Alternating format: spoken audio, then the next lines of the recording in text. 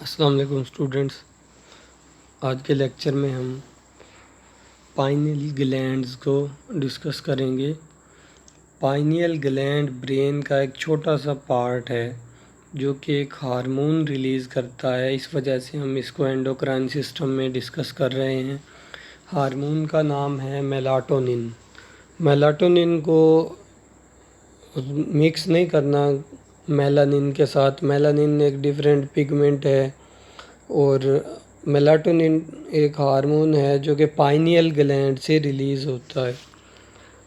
تو اس کو تھرڈ آئی بھی کہا جاتا ہے پائنیل گلینڈ کو، کیونکہ یہ لائٹ کو سینس کرتا ہے، یعنی آئیز سے جو لائٹ آتی ہے برین کے اس پورشن میں، لائٹ کے جو سگنلز کنورٹ ہو کے آتے ہیں وہ سٹور ہوتے ہیں کسی فارم میں۔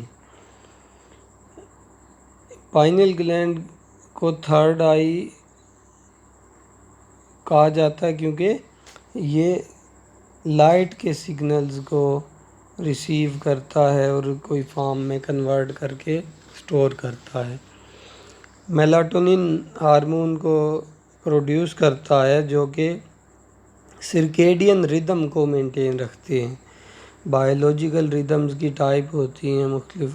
سرکیڈین ردم ہے جو کہ 24 آور کا جو ردم ہوتا ہے، مطلب 24 گھنٹے بعد باڈی کے اندر سیم چینجز جو آتی ہیں، موڈز کے اندر جو چینجز آتی ہیں وہ سرکیڈین ردم کی وجہ سے ہیں، یعنی فوٹو پیریڈزم کو بھی یہ میلاٹونن کنٹرول کرتا ہے، پائنیل گلینڈ کنٹرول کرتا ہے۔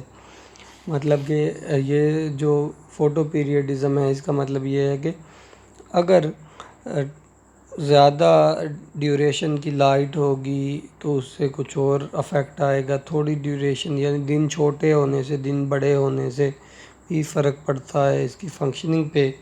تو سائز اس کا اناٹمی میں یہ ویری کرتا ہے اسپیشی ٹو اسپیشی، کیونکہ یہ پائن کی کون کی طرح ہوتی ہے، اس وجہ سے اس کو پائنیل گلینڈ کہا جاتا ہے، اور ڈیفرنٹ اینیملز میں ڈیفرنٹ سائز ہے اس کا۔ کیلسیفیکیشن بھی اس کے اندر نظر آتی ہے، مطلب اس کے اندر کیلشیم، فلورائڈ، فاسفورس وغیرہ ڈپازٹ ہوتے ہیں ایج کے ساتھ ساتھ۔ اب بات کرتے ہیں ڈیٹیل سے میلاٹونن کا فنکشن، جو کہ اس گلینڈ کا ہارمون ہے۔ یہ سرکیڈین ردم کو کنٹرول کرتا ہے اور ریگولیٹ کرتا ہے ریپروڈکٹیو ہارمونز کو۔ بہت سارے اینیملز میں ایک خاص سیزن میں ریپروڈکشن ہوتی ہے تو وہ اس ہارمون کے کنٹرول کے انڈر ہوتی ہے۔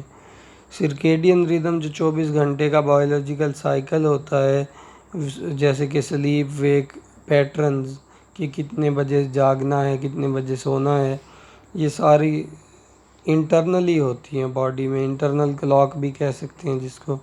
ڈے لائٹ اور ڈارکنیس میں ڈیفرنس کرنے کے لیے سرکیڈین ردم باڈی کو ڈکٹیٹ کرتے ہیں۔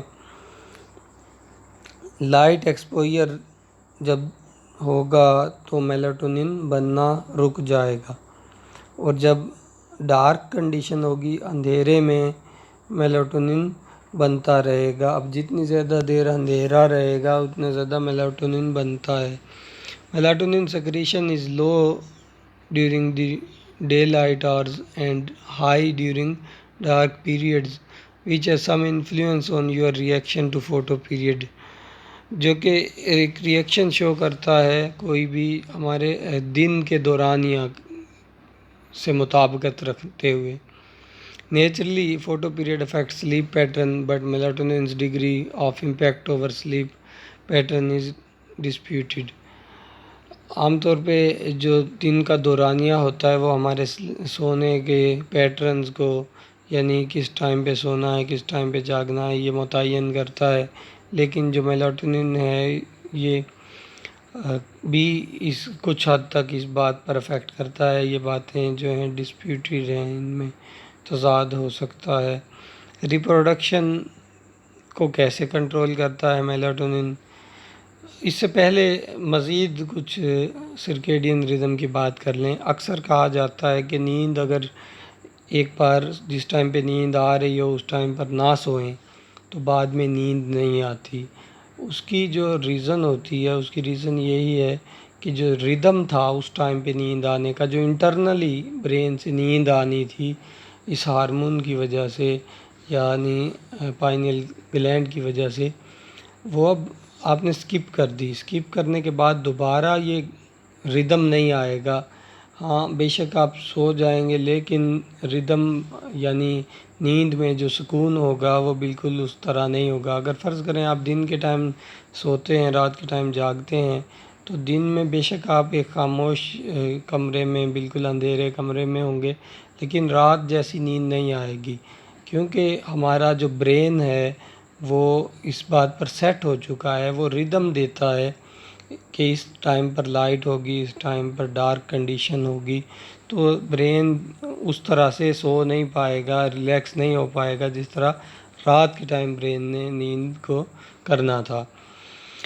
میلاٹونن سیکریشن ریپروڈکشن کو بھی کنٹرول کرتی ہے۔ ریپروڈکشن میں گونیڈوٹراپنز کو کنٹرول کرتا ہے، یہ ایف ایس ایچ اور ایل ایچ کو انٹیریئر گلینڈ سے نکلنے سے روکتا ہے، مطلب بلاک کرتا ہے ان سیکریشنز کو، یعنی اینٹی گونیڈوٹراپن کام کرتا ہے۔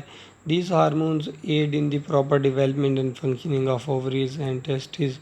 یہ ہارمون پڑھ چکے ہیں ہم کہ کیا فنکشن کرتے ہیں ڈیٹیل سے، لیکن اس کے علاوہ بھی بہت ساری باتیں ہیں جو پائنیل گلینڈ سے متعلق ہیں اور ابھی تک وہ چھپی ہوئی ہیں، تو ان کو سمجھنے کے لیے ایک بہت ساری ریسرچز ابھی باقی ہیں، اور اینڈوکرائن سسٹم کو مکمل طور پر سمجھنے کے لیے امید ہے یہ دو باتیں جو ہیں اس کے اندر، پائنیل گلینڈ کے ہارمون یعنی میلاٹونن سے ریلیٹڈ سرکیڈین ردم اور ریپروڈکٹیو سائیکلز، ان کا کنٹرول سمجھ آ گیا ہوگا۔ تو نیکسٹ ویڈیو میں ہم ہارٹ کو as a endocrine gland discuss کریں گے۔